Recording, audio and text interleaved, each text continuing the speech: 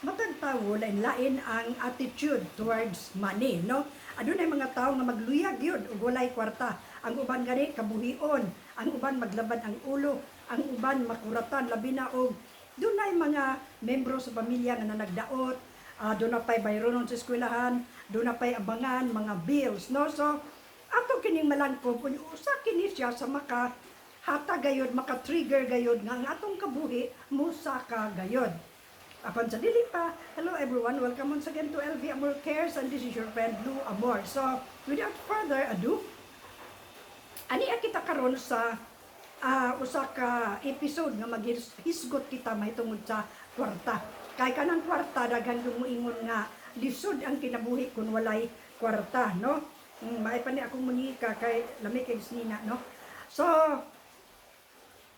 ingon ni ana, adunay mga tao karon nga ang ilag yung ginapangandoy mao nga bisan man naman lang og makakita silang kwarta igo nga ikagasto sa ilang inadlaw nga konsumo.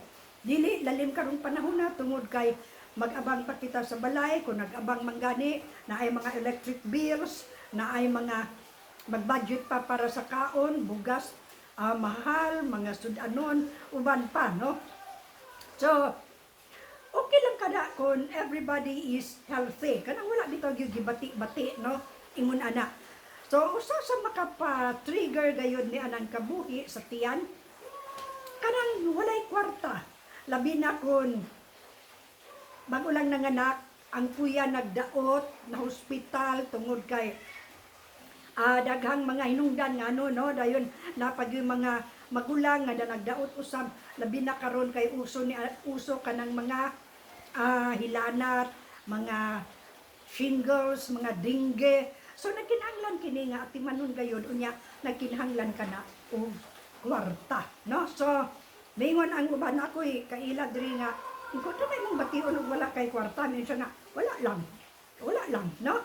So wala lang, iko dili maglabad imong ulo. So dili pod, iko ay maayo buga, no? Ang uban maglabad gayud ang ulo pero hinuon ka ni siya, wala ni siya pamilya. Kay dalagang ulay. Dalagang ulay ka? Dalagang ulay. Wala siya problema, no? So okay lang niya o walay kwarta. Gawas lang kuno og dunay siya bayronon sa iya ang mga online orders, no? O so maglabad gyapon ang iyang ulo. So mao ka na nga ni karon nga kapanahunan kinahanglan gayud nga mantigo kita mo dala ni anang kwarta unsaon nga makakwarta gayud kita unya daghan na ang mga lain-lain nga mga pamaagi aron lang gyud sila maka kwarta or makaipon-ipon man lang. So usa sa mga technique ni ana nga makakuan kita kwarta kana gyung mag-save gyud ta, no? Mag-save gyud ta maski 50 kada adlaw or kada semana aron man lang do na kitay makuot-kuot in cases of emergency, no? So panalitan og galabad ang atong ulo, so at least do na kitay ikapalit og paracetamol, analgesics, mga antibiotics, whatever, kung nasamad kita or naunsa ba, no? So, ingon ana nga pamaagi, bisan ginagmay ra tuod, apan kung mag-save kita, naara gyud kitay makita. Kaso lang nato, kay dili gyud kita, kay balo mo manage niya ng kwarta, kay abi ninyo, abi na to, ang kita mga Pilipino, ato yung kultura, nga doon na tayo kwarta, bungga kita kaayo, no? Unlike sa other countries nga inampingan nilang ilang kwarta, no? Ang uban ni ana, daginot gyud tungod kay hard-earned money. So, diri sa ato ang atong kultura lahi, pwera lang sa uban nga maayo gyud mo daginot, no? Pero mostly, kadaghanan gyud, makakwarta lang kamay, bungga gyud na, wala gyud isalin nga savings man lang in kaso o dunay emergency, no? So ang uban ni ana og nay kwarta, sky is the limit. Ginay ako madunggan na yun nga nay kwarta, sky is the limit, no? Inigabot na sa panahon nga mahubsan, mahutdan og kwarta, diha na mangalot sa ulo, dayon bulabad na ang ulo, mangalot na dayon hantod nga kay emotion man kana daghang problema mo trigger kana sa kabuhi, no?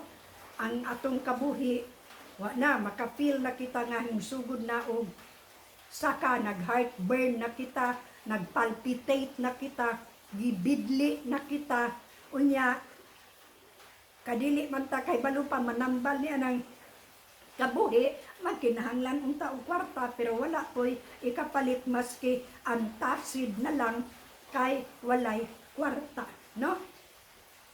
So, speaking of antacid, gatsubi akong antacid karon because natintal ko og kaon atong pansit kanton nga ganahan jud ko ng mga pansit kanton niya halang man di ay. So mikuyanap ang kahalang diri sa akong kuto-kuto. Kuto-kuto akong hikapon og wa ba magbugnaw.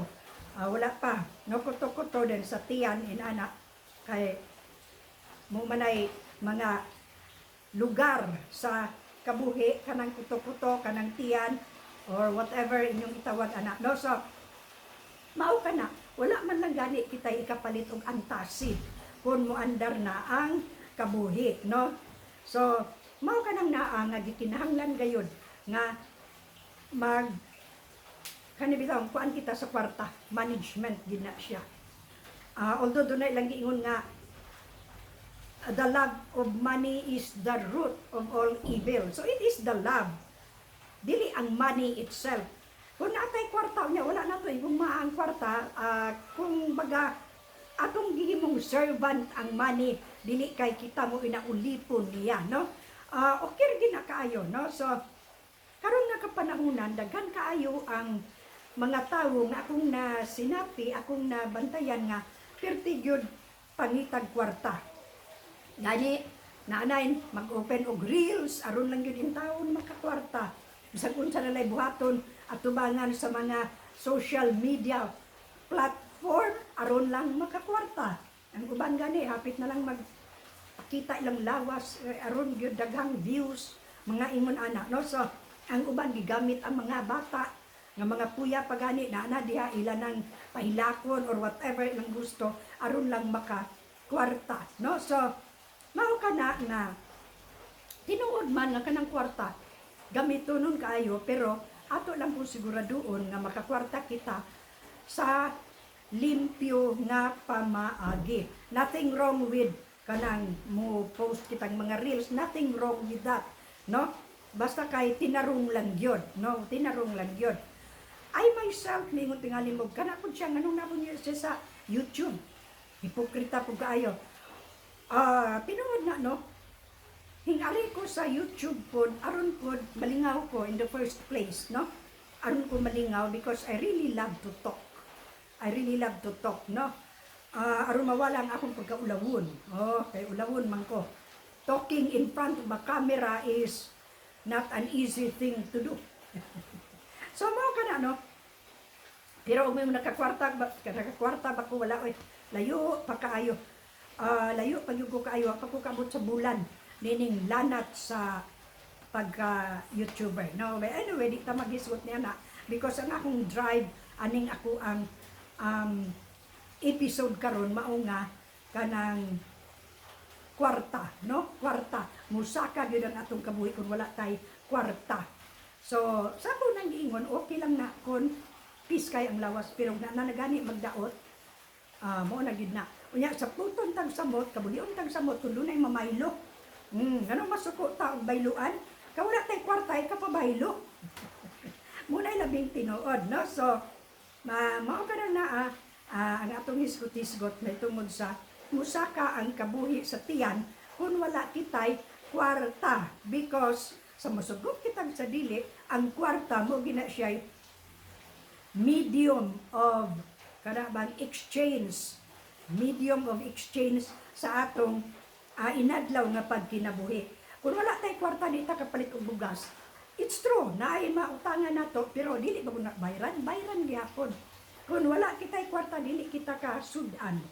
O wala kitay kwarta dili kita ka pa-doktor. O wala kitay kwarta dili kita ka pa-eskwela sa mga anak. O wala kitay kwarta dili ta makapalit og sinina bisan man lang sa ukay-ukay, no? Ug wala tay kwarta di ta kabalay, ug wala tay daghan kaayo ang kagamitan sa kwarta, no? So mao na nga aron dili kita ma-stress. Ako for one, sultihan mo na ako, ma-stress ko number one kanang walay kwarta ang akong kitaka. Muna makapa-stress din ako. Lingon sila, ma-stress ko galo? Oh, unsa man, number one gid kanang ako'y kwarta. Na-stress ko anak, no? So, mao na siya dayon. Musaka na dayon ang atong kabuhi because wala kitay kwarta, no? So, mao kada ang atong sharing karon, just sharing my thoughts. May tungod ni anang unsay effect sa kabuhi sa tiyan o kanang walay kwarta. O inaagyon in tawon because kanang wala tay kwarta, ma-stress ta, emotion kana, no? So, mao lang kini ang atong sharing karon, atong hinumduman ang gisulti sa atong Dios nga makagagahom. Wala kitay gidala sa pagkatawo aning kalibutan og dayag na lang nga wala pud kitay madala. Kung mugawas na kita niining kalibutan meaning kung mamatay na kita wala tay madala. So kanang kwarta kanang igo nga maka-provide sa atuang needs.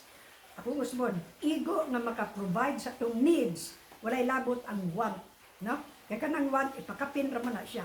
So have a good and healthy day everyone. Nga na akong munika di na po ninyo madunggan nga mag-clap-clap, no? So have a good and healthy day and godly day to you, may mga palangga. So salamat kayo hangtod sa sunod. Bye-bye.